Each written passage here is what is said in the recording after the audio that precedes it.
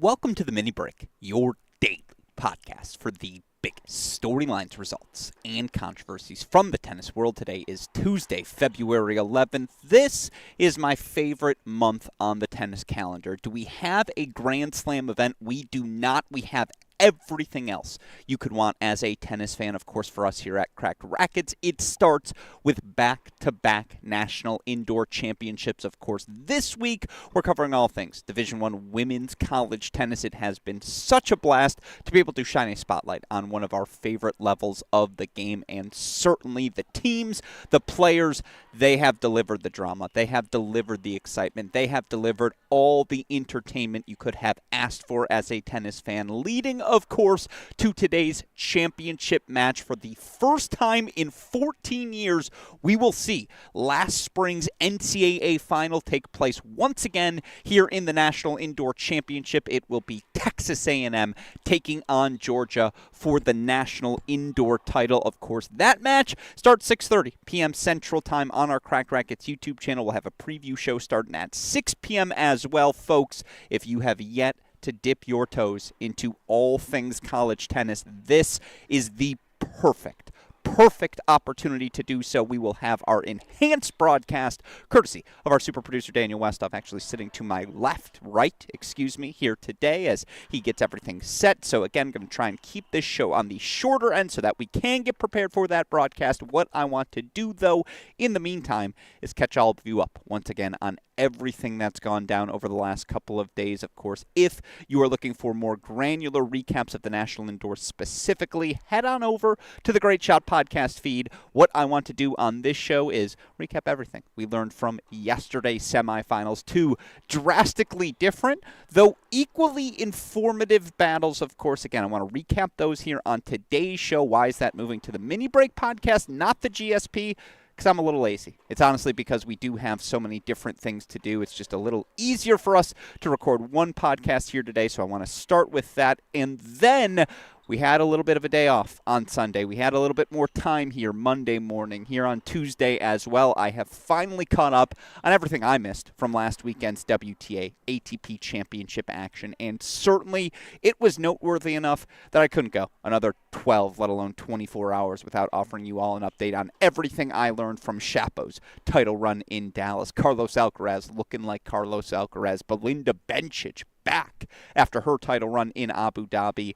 Lots of storylines emerging from the pro tennis world. I know a lot of you Mini Break listeners are more pro tennis fan centric than at the collegiate level. So again, I owe it to all of you to offer you some thoughts. I have finally gone back and watched enough tennis that I feel comfortable to offer those thoughts. So again, that's your rundown here on today's show. I want to start by offering my thoughts on all things semifinals, get into what was a very fun weekend of WTA ATP action as well. Of course, again, quick plug, 6:30 p.m. start for tonight's championship match, Texas A&M versus Georgia. Pre-game show starts at 6. Also, barring apparently a snowstorm looming here in Chicago, we will have Media Day for the Division I Men's National Indoor Championships. It starts Thursday on our Cracked Racquets YouTube channel. Round of 16 coverage begins 9 a.m. Central Time on Friday. Smash that subscribe button. We got so much great content on the horizon this year. You don't want to miss out on any of it, whether it's covering the pros, college level, whatever it may be. Smash that subscribe button. You'll get a notification whenever a new event starts. Again, that way you won't miss out on anything moving forward. And by the way, hopefully in the future, enough of you will tune in where we can do things like live mailbag shows. I want to hear your questions. I want to hear your thoughts. So again, we're going to spend 2025 doing a lot more YouTube content, so you don't miss out on anything. Smash that subscribe button, and we can get rocking and rolling. Speaking of which, let's talk through everything we learned from yesterday's semifinals, everything we learned from last weekend's championship action, and let's start again with our Monday semifinals, and let's start in reverse order, but I have to talk about all things that was just a magnificent matchup between Texas A&M and Oklahoma. The Aggies ultimately advancing to the National Indoor Final with a 4-2 victory. This was the exact wake-up call the Aggies needed as they prepare for today's championship match. And that's not to slight the Texas Longhorns, who they beat in the quarterfinals 4-2. That was a very good match, but it did feel, and I got the chance to commentate that match, felt like Texas A&M sleepwalked their way through the first hour and a half, and they happened to be in a good enough position that when they finally woke up, when the big dogs, Stoyana and Kieran, got their acts together at the top two spots, A&M was always able to keep Texas at an arm's length in that quarterfinal match. That's just unequivocally not the case for our semifinal. And yes, Texas A&M did ultimately take the doubles point. They get wins at the number 1 and 2 spots, 6-4 at each position. It was 3-all. It was 4-3. It was 4-all in each of these matchups, on serve everywhere. Just Oklahoma exceeding Texas A&M's energy, their urgency, because, of course, that's what Oklahoma women's teams do. That's what Coach Cohen, Coach Cobra, that's what they pride themselves on. The culture they have built, the energy they play with, the way they compete. You saw that in spades yesterday as Oklahoma, after dropping the doubles point, they put their foot on the gas pedal to start singles. And for those of you listening or watching this show today who are unfamiliar with the college format, 3 double sets played simultaneously to start the match. You win 2 of those 3 sets. You ultimately take a 1-love lead heading into our 6 singles matches. Now, all 6 of those singles matches worth 1 point to the scoreboard. All of those matches 2 out of 3 sets, no ad scoring, tiebreak at 6-all. The reason I bring up that format is to say you drop doubles. Obviously, you need to have some more urgency. You need to go find 4 singles matches. And to Oklahoma's credit, for the first hour and a half, it looked like they were doing exactly that. And credit to a couple of Oklahoma seniors. Emma Staker was awesome. Ava Catanzarite was awesome. Each of them very worthy resumes for the all-tournament team when we're done with this event, because certainly for Catanzarite, she goes 3-0. She clinches against her former team, UCLA. A straight set win against Bernales that they had to have against Michigan as well. And then, again, to their credit yesterday, Catanzarite blitzing through the number 6 single spot. And it's senior versus freshman. She's taken on Texas A&M's Lexington Reed. Especially after dropping doubles, that was a match they had to have. Guess what? They go get it. They grab it very quickly. Again, a 2-2 win for Catanzarite. You weren't sure if she was going to be in the singles lineup this week. Dominant from the lefty senior. A shout-out to her. A shout-out as well to Emma Staker, who, of course, clinched their quarterfinal victory 7-6 in the third over Michigan, has made a living throughout her college career, coming through in the biggest moments. I've never seen her swing with the aggression that she played with all week long, taking it to former junior French Open finalist Luciana Perez at that number 4 spot. And again, Staker 2-2, Catanzarite 2-2. Oklahoma was up 2-1 within an hour, 15 minutes of the start of singles, and all of the sudden, pressure's on A&M's shoulders. Yes, they get first sets from their hosses. Nicole Kieran at 2, Mary Stoyana at 1. They were doing their things. We'll get back to them in a moment, but man, credit to the freshmen Glow and Mew. And again, Mew, the number 3 singles player. I'm not even going to try and butcher her last name pronunciation for all of you. Mew takes a hard fought. They trade breaks back and forth. Kupris is up, then Mew is up. Then ultimately, again, Mew's willingness to play and swing with her forehand big in the pressure moments takes a couple of deuce points. She takes the first set 7-5. Of course, you had Glow on court number 5. She races out to an early lead, and then the weight of shot from junior Daria Smetanikov starts to catch up, but Glow's able to close things out. Again, Mew 7-5 at 3, Glow 6-3 at 5. All of a sudden, Oklahoma has 4 first sets. All of the sudden, the pressure is on the shoulders of the defending NCAA champs, Texas A&M, and this is where you got to give credit to the Aggies. They responded. Down 2-1. What did their anchors do up top? Mary Stoyana gets off course in straight sets. Was never really in doubt between her and Julia Garcia Ruiz. 6-love second set, by the way, for Stoyana, just punctuating that point. Nicole Kieran went up big in set number 2. Shahar Benina found a little momentum for Oklahoma there, but Kieran with her big weapons able to beat just overwhelmed Shahar Benina down the stretch. Again, her weapons, typically the biggest weapons on the court in any college match that she plays. Kieran 4-3. And all of a sudden, A&M is back up 3-2 overall. But, and it's a big but, again, it's me on the road for a weak-sized but here. It's a credit to Texas A&M. Like, in those moments, again, pressure moments. They've got 2 juniors, Kupris, Smetanikov, taking on 2 freshmen, Mew and Glow.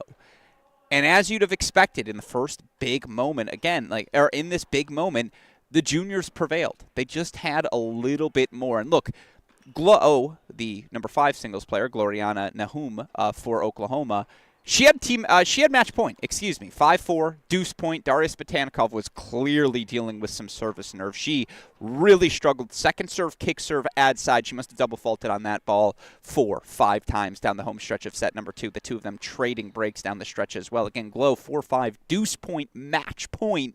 Smetanikov able to grind things out. And again, the physicality of that match on 5, the weight of shot each of those players were able to produce. Yeah, the Glow forehand, she had to pull out of it a little bit more frequently, and I think the weight of shot of Smetanikov would have ultimately prevailed even without the cramps Glow experience down the stretch of set 3. But, man, Smetanikov visibly dealing with nerves. Again, manifesting themselves with double faults. That she took that second set, it was everything her teammate, Mia Kupras, needed. And Kupras' forehand, I thought, was the most consistent weapon on the court. I've also never seen Mia Kupras play such good defense the way she had to under the pressure that Mew was applying to her.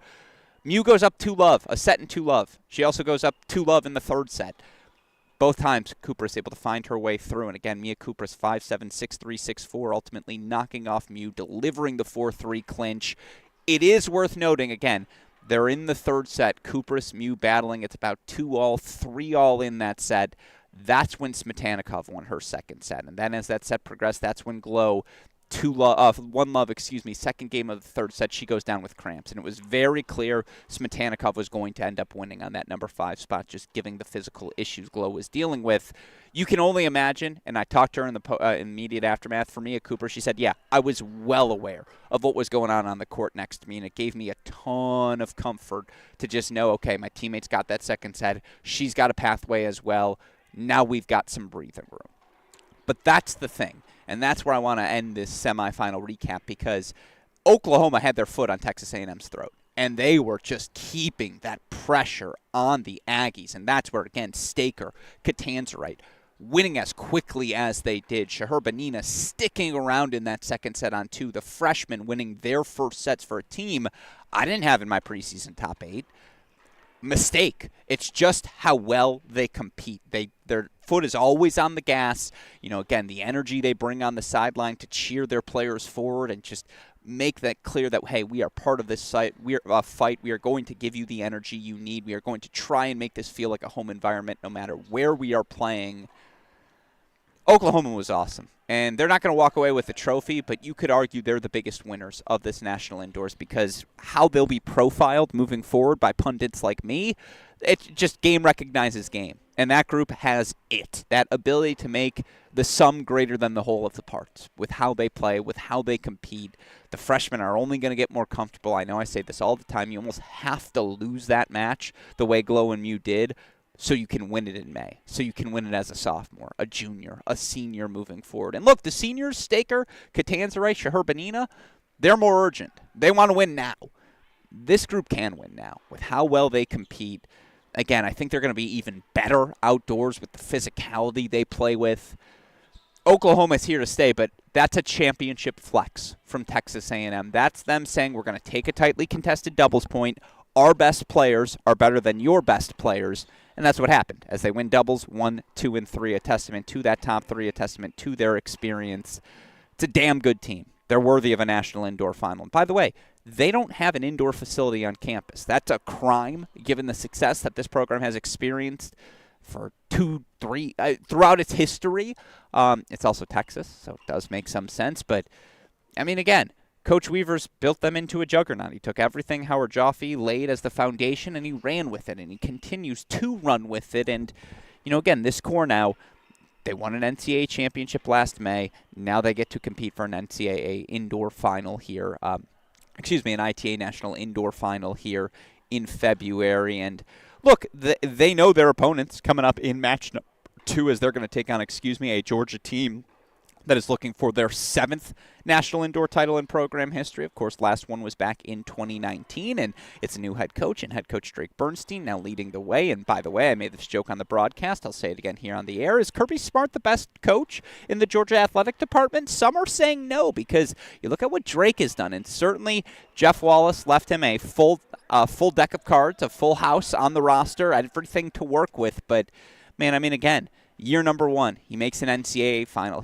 Dasha Vidmanova, Sigil Mert, they win the NCAA doubles title. This fall, Vidmanova, she wins the NCAA singles title. And by the way, if Vidmanova wins a team title here this spring, she'll be the first player since Nicole Gibbs back in the early 2010s to complete the career triple crown in college tennis, singles, doubles, team titles, all under the stewardship of head coach Drake Bernstein. Again, a shout-out to Drake, who has his Bulldogs clicking. And look, I don't need to spend as long on recapping this match because, simply put, this match was a beatdown.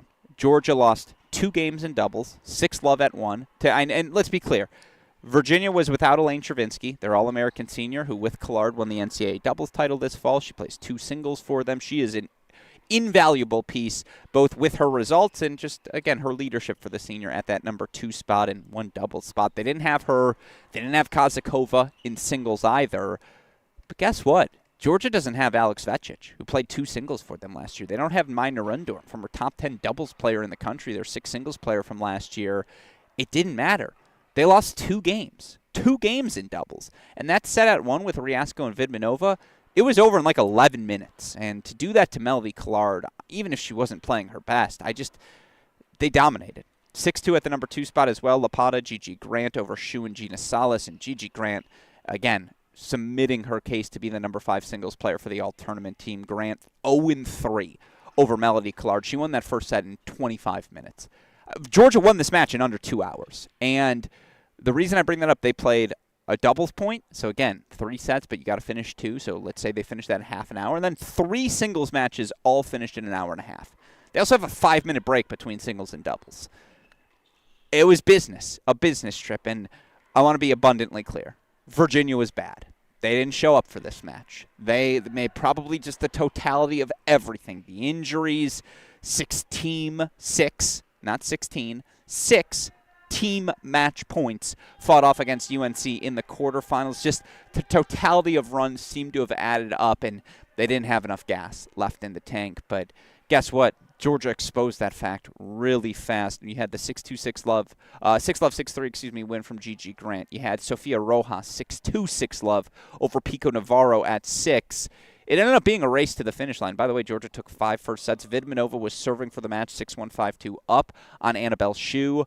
But unfortunately, her former NCAA doubles partner, championship-winning partner and teammate sophomore Sigil Mert, the lefty, she was swinging big. 3-2, she knocked off the freshman Gina Salas.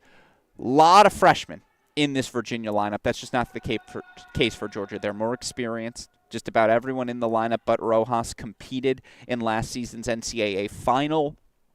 You know, Georgia made the National Indoor Final back in 2023 as well, and just about all of these players were on that roster, were competing for that team. Now, this group's a lot better, in my opinion, than that group. As you hear some music perhaps starting to play in the background, it means we're getting closer and closer to start time here at the beautiful Combe Tennis Center in Evanston. But, yeah, Georgia blitzed them. This one wasn't a match. And typically in a college tennis match, even if a team races out to a big lead, there's always a push. There's always a last stand. Virginia just didn't have that in them. And it's a credit to Georgia, who put their foot on the gas pedal. I mean, it was on cruise control, but it was the right speed. They were going 75 down the expressway, just flowing freely, perfectly. Didn't even have to worry about cops to slow them down either. It was all Georgia, and they advanced 4-love to, again, set up the rematch where it will be Georgia, Texas A&M once again for this time for the National Indoor Championship. Look, these two teams, they know each other as well as any two teams in the country. You could argue quietly it's maybe become one of the best rivalries in the country as well. And, of course, that's my bad. I was trying to click a button there, but I wanted to show you how they got there. You look for A&M again. 4-love win over Illinois, 4-2 over Texas, 4-2 over Oklahoma. For Georgia, scorelines look a lot easier. That Auburn match was a real test. If Rojas didn't overcome that 5-1 second set deficit, that one might have gotten a little dicey. But 4-0, 4-1, 4-love. Pretty good score lines for each of these groups thus far. And, it's funny. if Texas A&M wins this National Indoor Championship, there should be a thank you note in the mail from Mark Weaver to head coach Audra Cohen that says, hey, thanks for getting our girls ready. Thanks for callousing them up. Because, again, I've talked about this Texas A&M team before this week on the Great Shot podcast. You can go all listen to it right now wherever you listen to your shows. They weren't calloused the way they typically are. They had a couple cancellations on the schedule, and thus it was a lighter schedule heading into this National Indoor Championship. They needed a match like Texas. They needed a match like Oklahoma to have Smetanikov facing all of that pressure. She pulls through and forces a third for her team, for Kupras to get over the finish line, clinch that match. It's just a confidence boost that cannot be measured in value. It's just what that does for you mentally moving forward. The belief is back. I mean, this team had to have believed. So many returners back from last year's NCAA championship winning team, but that belief is justified. It's earned now with the victories they've already picked up here in 2025. Texas A&M's the more battle-tested team now coming into this final. Obviously, no secrets between these two. They played regular season. They played national indoors. They played SEC tournament final. They played NCAA team final. They've both beaten one another over the last 12 months as well. It's funny. A&M's the healthier team to start this, as well as, again, no Vacic, no Narundorn for Georgia. And yet again, the way Georgia just cruised so fluidly. I mean, indoors, you get the two best players in the country, the players battling for the right to be named the gal at the end of this season, the unequivocal best player in college tennis. It's Vidmanova versus Stoyana, 1 and 2 in the country, on arguably the top two teams in the country right now as well, and they're going head-to-head at the number 1 spot. Sign me up. Like, that's the matchup college tennis fans dream of. Like, quite frankly, again, if you're not watching college tennis, that's a WTA-level match. That's two players who, I'll put the Alex Gruskin stamp and guarantee, they'll be top 100. They'll be the next Stearns. I don't know if anyone's going to be the next Emma Navarro. There's only 8 top 8 players in the world, and it's getting a little crowded at the top of the women's game, as we'll talk about more here in a second. But Vidmanova's getting to the top 100. Stoyana's getting to the top 100. Hell, like Nicole Kieran, if it breaks right, there's a scenario where she is absolutely not just top 100, maybe top 50 with the pace that she can play with at her best and just overwhelm you with. Obviously, she's taken on last year's NCAA singles finalist in La Plata. The contrast of styles there. I had one coach text me and say, yeah, that match is guaranteed to be 6-love, 6, 7-6, one way or the other. Here's the thing. You look for Georgia again. Riasco, that's a spot you probably lean Kupras having to attack, but again, Kupras just played the most physical of matches left yesterday. How much gas does she have left in the tank? The number 4 spot. That's probably one Georgia's got to have. The lefty ice, the attacking tennis she can play against Perez indoors. But man, what if Perez starts getting her stretched in the outer thirds at 5? I mean, Gigi's been so good. But when Smetanikov is right, she will beat anyone in the country. Like, that's how big of a ball she can hit when she is at her best. 6, Yulene Rojas, just because, again, the junior has looked so good this week. Lexington Reed, you have to beat her if you're going to beat Texas A&M. Again, freshman, no disrespect to her. I think she's going to be a really good 6, especially as we move outdoors. But maybe that's the most definitive lean I would have of any of the 6 singles matches, except for probably Kupras over Riasco. But, again, the other 4 toss-ups. I mean, I don't know what doubles we're going to get. Like, again, Georgia, they just ran through Virginia so quickly yesterday. It wasn't the best approximation of what their doubles point might look like today. I mean, again, this match is going to be really good. 6:30 p.m. Central Time on our Cracked Racquets YouTube channel. Pre-game show starts at 6. You'll notice I didn't make a prediction. I try not to do that anymore because I talk to all these players and all these coaches, and I want to try to remain as nonpartisan as possible, except for when it relates to Michigan. Just kidding. Just kidding. Yeah, women's indoor final. It's going to be really good. It's going to be our best broadcast yet, as, again, Westhoff's brought in the manned cameras. We've got pre-produced clips. Just, we're up in our game. The least we can ask you to do is come watch and see what we're talking about, why we spend so much time covering the collegiate level. It's as exciting as any level across the sport. I would argue when college tennis is good, there's no sport. Football, basketball, soccer. If anyone's putting baseball on that list, you're crazy. I will say, Westhoff sitting to my right, women's volleyball is in the conversation. When it's good, it gets really good. But there's nothing better than college tennis. Like, just the excitement, the enthusiasm, the passion of these athletes. They're playing not just for themselves, but for their institution. as the kids say, hits a little different. So come join us. Come check things out. 6:30 p.m. Central Time start for the match. 6 p.m. Central Time start for our pregame show. That is all things women's semis, women's indoor final. Let's get into the ATP and WTA Tour. And I'm looking on the clock here. I have about 15 more minutes, hopefully 10 less stuff. And then I got to turn the computer again back over to him so we can get set for tonight's broadcast. But just very quickly, got to talk through some things. Let's start with just the biggest headlines. And again, we have a massive mini break podcast. I'm gonna line it up for next Thursday, the day after we're done with indoors. Maybe next Wednesday if we can get back from Dallas in a timely fashion. I owe you some takeaways from the month of February more broadly than I will just get to in covering here. And by the way, Westuff, did we record the audio for this? I think we forgot to do that.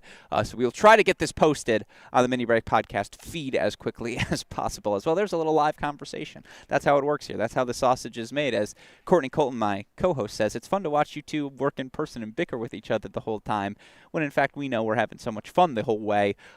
Anyways, it's nice to have him here. Someday I'll convince him to put on a headset. We're probably about 5 years away from being 5 years away from doing that. Anyways, let's talk ATP, WTA takeaways. Let's start with Dallas. It's one thing I talk about all season long. I monitor all season long. It's a December podcast. It's one of my favorite ones I do. My make or break all-stars, right? Who are those players who coming into this season, whether it's been 3 years, 5 years, whatever the story has been throughout their career, they've just reached a point of stagnation. And you're wondering, okay, is this who you are?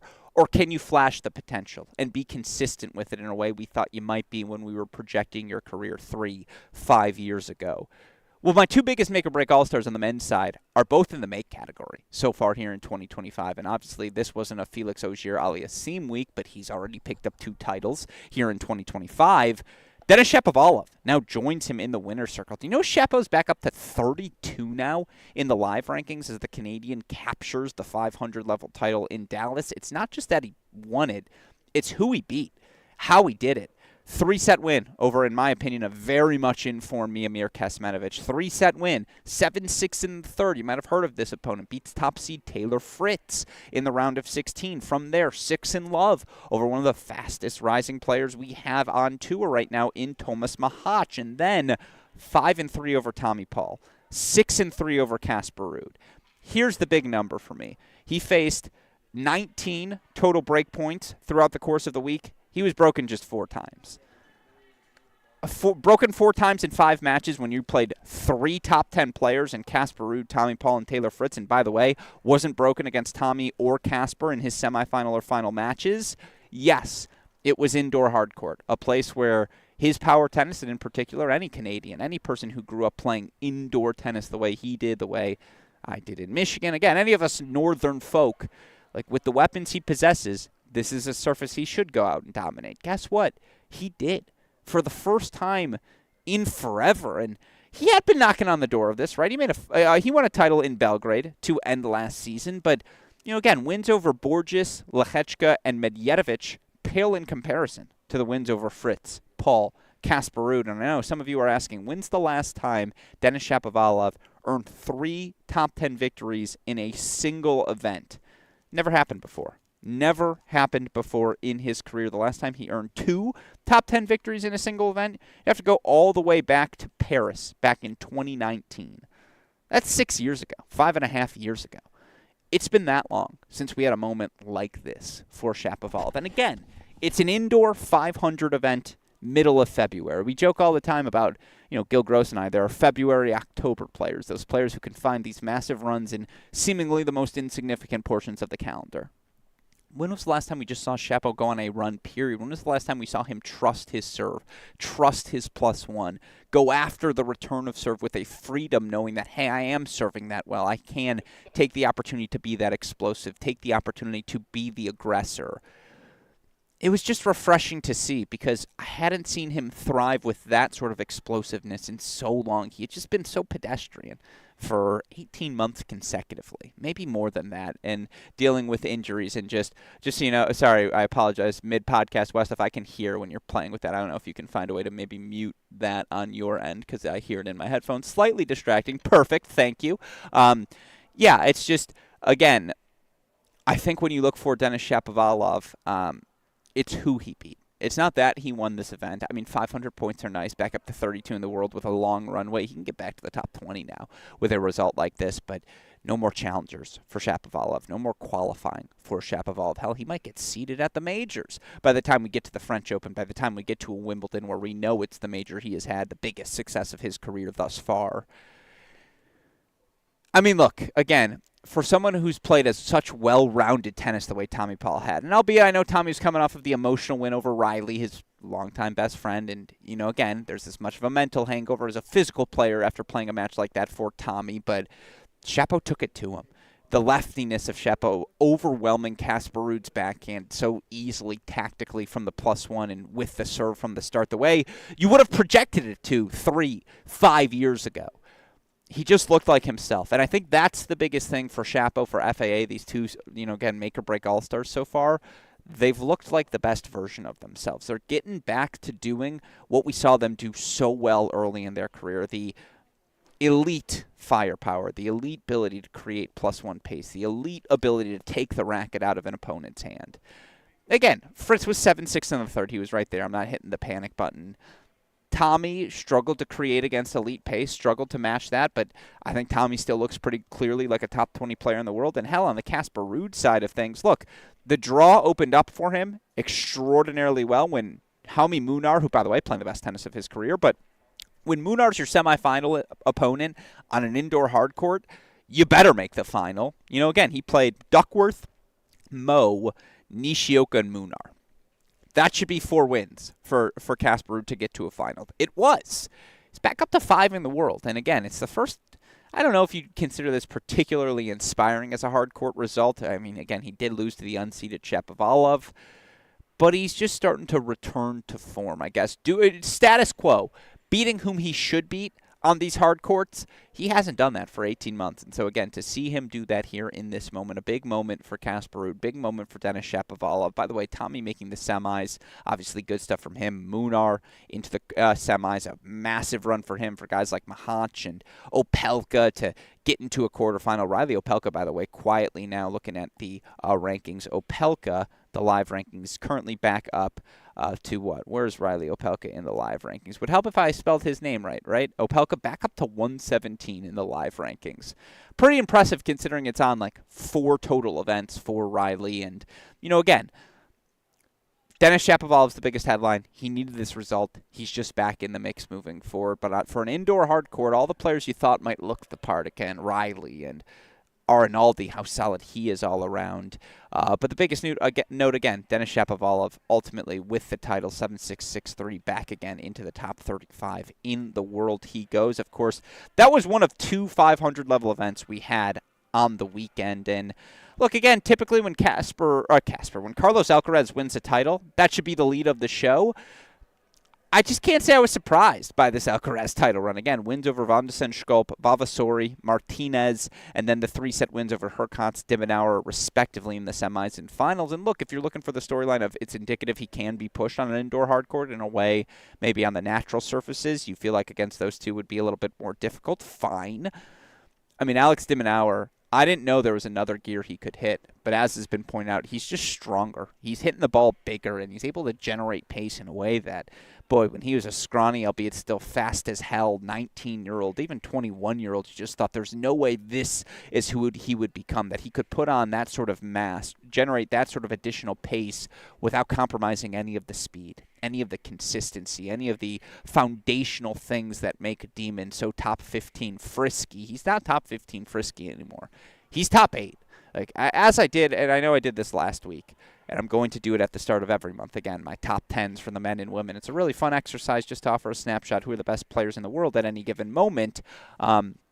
There's a reason why, again, after we went through the top 4, I was debating who's 5, who's 6, who's 7, and I ultimately went with Demon as my 5, over Paul, over Fritz.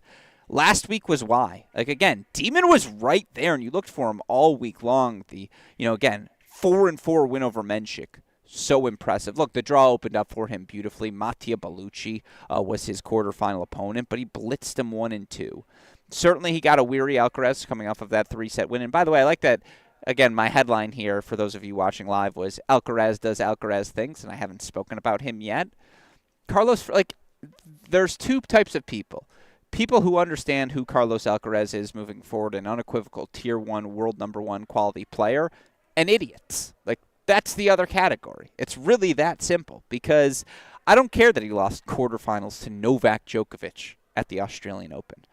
Let me say that out loud again. Yes, Novak is older. He's not the Novak he was when he was 27, let alone now that he's 37. But he's still freaking Novak. Like, he had to play an extraordinary level. And, yeah, Carlos hits himself out of matches. But there are times when he finds his pace, when he finds his rhythm, he just overwhelms you. He can blitz you the way he did to Demon down the home set in that third stretch. Down the home stretch, in that third set when the backhand was just sitting a little too short, got a little too stagnant with what de Minaur was trying to do to create. And Carlos found his rhythm. Carlos is the one guy who can match de Minaur stride for stride and then is more explosive with him off both wings. And again, it's just the totality of things Carlos Alcaraz can do. Can throw in the serve and volley, can get forward and be the aggressor.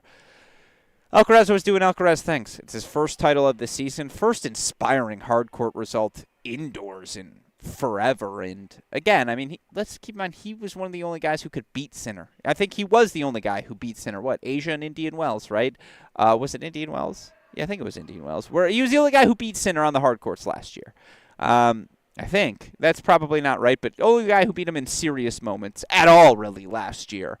He's still Carlos freaking Alcaraz. And yeah, de Minaur might be rising to 5, and good to see Hurkacz's back in form. Obviously, we talked about the disaster that is Daniil Medvedev in my top 10 pod last week when, was that last week? I think it was early last week when, again, like, Medvedev feeling like no better than the 8th or 9th best player in the world, particularly when we're in a predominantly, almost exclusively hard court stretch.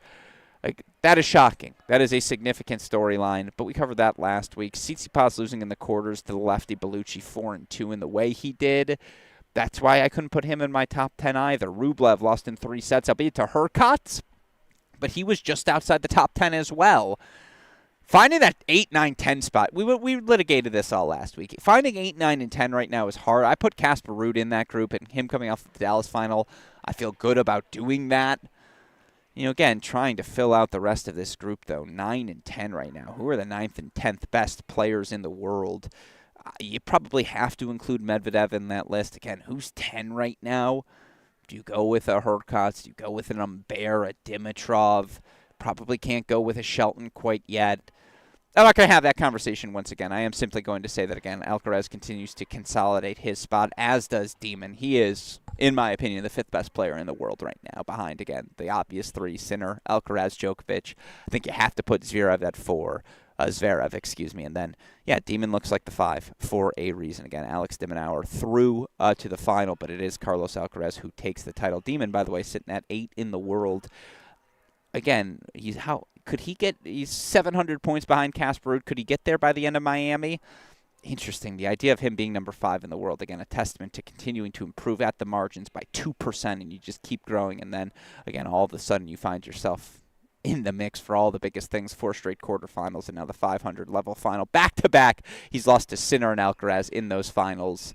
Welcome to 2020's tennis, folks, as we look at the ATP Tour. Again, that's everything on that side. On the other side of things, quickly, Belinda Bencic, still very good at tennis. And I spent more time talking about this event last week. I still got to go back and discuss. But Bencic, again, 3-6-6, 3-6-4 over Rybakina in the semis, then 4-6, 6-1, 6-1 over Ashlyn Kruger in the final. Again, made round of 16 in Australia as well. She's back up to 65 in the world on the back of 25 matches. By the way, she's 20-5 since returning to the tour last October after having her first kid. And, again, no one has ever denied Belinda Bencic's ability to strike the ball freely. It's the freedom that she's playing with now, that willingness to just say, you know what, I'd rather lose swinging than be tentative in those moments. Or I'd rather be the aggressor here and say, you know what, I lost, but I lost going for something, as opposed to just kind of letting her lack of elite fluidity ultimately get her in the end. And look, I mean, again, Vondrousova playing better. She beats her 5-3, overwhelms her. Just felt like Vondrousova couldn't get her stretched in the way she needed to. Rybakina, she goes stride for stride with. She also served lights out in the final. And, again, made 72, of her first serve points. It was clear Kruger kind of lost her legs down the home stretch, and how could she not? Kruger had needed three-set victories over Kessler, Kasatkina, and Fernandez respectively before earning a 6-4 hour 42-minute win against the heavy hitting of Linda Noskova just to get to this final. Kruger, by the way, with this result up to a new career high, 40 in the world. I said it on Twitter last week. I stand by it again. You look at her stretch since the start of August last season. And why do I turn to the start of August? Well, of course, that's because that's the start of last year's hard court swing. Ashlyn Kruger during this stretch now 22-13 overall, but the more impressive number, she's 10-9 against top 50 opponents, 4-5 against the top 20. Against elite competition, she is more than holding her own at this point. She's a top 50 player in the world, particularly on hard courts. The biggest final of her career, but what a moment for Belinda Bencic. Now, a couple of other quick takeaways, and I apologize I'm not spending as long on the women's as I probably should be compared to what we learned from Dallas and Rotterdam last week, but again, Jabeur is playing better tennis. You look for Ons, who makes the quarterfinals of this event, knocked out 7-6 in the third by Rybakina. Good wins for her over Ostapenko, over the young rising Wakana Sanabi, the former top 5 junior in the world. You look for already this week wins over Kessler and Chin Wen in Doha, and another slow start for Chin Wen, but disappointing just given the runway she's created for herself and how well she ended last season. But look, Kessler's a top 50 hardcore player in the world. She's already won a title this year. Obviously, Chin Wen you'd certainly put in that group. You never know which Ostapenko you're going to get, but it's a much better start for Ons Jabeur here in 2025. You look for her 10-4 overall, but quarterfinals Brisbane, quarterfinals Abu Dhabi, now round of 16, very winnable match in Doha against Kenin coming up. Jabeur's returning to form. She looks healthy. She's moving better, just more comfortably with every passing match. I noticed that last week. Vondrousova, Fernandez, Noskova continues her rise. Great rebound for her to make the semifinals after losing round 1 in Australia to Tossin. When Vondrousova's healthy, she's a top 12 player in the world. And again, this is a make-or-break year for Leylah Fernandez. Is she more the 2021 U.S. Open finalist she was early in her career? Is she more the 20 to 40 in the rankings type player who can look very good on any given day, but if you have the bigger weapons, if you are a little taller, a little fitter, a little faster, you can just overwhelm her in ways that certainly I thought Kruger did in her 6-2 in the third quarterfinal victory. Abu Dhabi was great. Again, that Bencic emerges as champion. I do think the tour is better when we have the ball striking of Bencic at the top of the game, and that these young players like Kruger and Noskova continue their pushes. The veterans, again, Jabeur and Vondrousova returning to form, sets the scene for what should be a very, very fun 2025 WTA season, where we're still kind of in the midst of transition. Again, for the first time in a long time, we know who the best players in the world are. Swiatek, Sabalenka, Goff for sure. Rybakina has so much uncertainty, but her tennis pretty unimpeachable. Obviously, Keys has crept her way up into that list. She's got a lot of players playing their best, it feels like, simultaneously. And again, how is that not a good thing, for the tour moving forward? Of course, last but not least, you have the mini leap from Anastasia Potapova we've seen here to start this 2025 season. What do I mean by that? Well, she's just winning matches consistently, in a way she didn't in 2023, in a way she didn't in 2024. And again, another one of my make-or-break all-stars, the 23-year-old. You just look at what she's done this season. Round of 16, Brisbane. Second round exit, albeit 3 sets to Pavlyuchenkova in Australia. Quarterfinals, Linz. And now the title, Cluj-Napoca. Did she face a single top 50 player? No, but she only dropped 1 set on her way to the title. And again, you look for Potapova. It is her first tour-level title since Linz back in February of 2023. So 2 years for Potapova since she just put together a week where, hey, the draw opened up, beat all the players you should beat. And she went about doing that. I thought she served particularly effectively, or at least maneuvered through her service games with particular effect, even when the first serve percentage wasn't at its best. Again, she's moving as well as I've seen in quite some time. It feels like because she's moving that well, she just has a little bit more time to get into the line drive tennis she plays when she is at her best. Look, it was, again, big week for players like Bronzetti and Sasnovich, the semifinalist, as a lucky loser to stick around the top 100 the way she has, as she's kind of been yo-yoing in and out of that top 100 spot.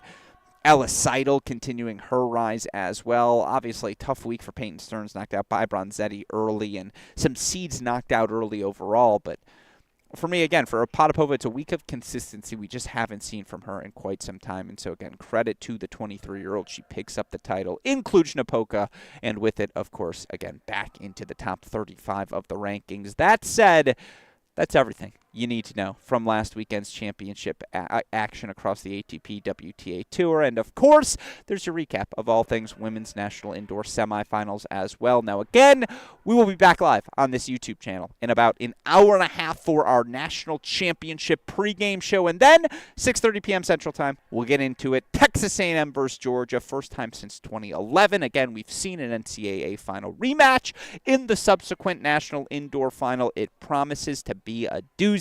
So, folks, hit that subscribe button so you don't miss out on any of our coverage. Of course, a shout-out, as always, to the man to my right, super producer Daniel Westoff. Continues to kill it day in, day out. Makes everything you see on our screen across our platforms possible. With that said, for the fantastic Daniel Westoff and from all of us here at both Cracked Racquets and the Tennis Channel Podcast Network, I'm your host, Alex Gruskin. You know what we say. That's the break. And we'll talk to you all tomorrow. Thanks, everyone.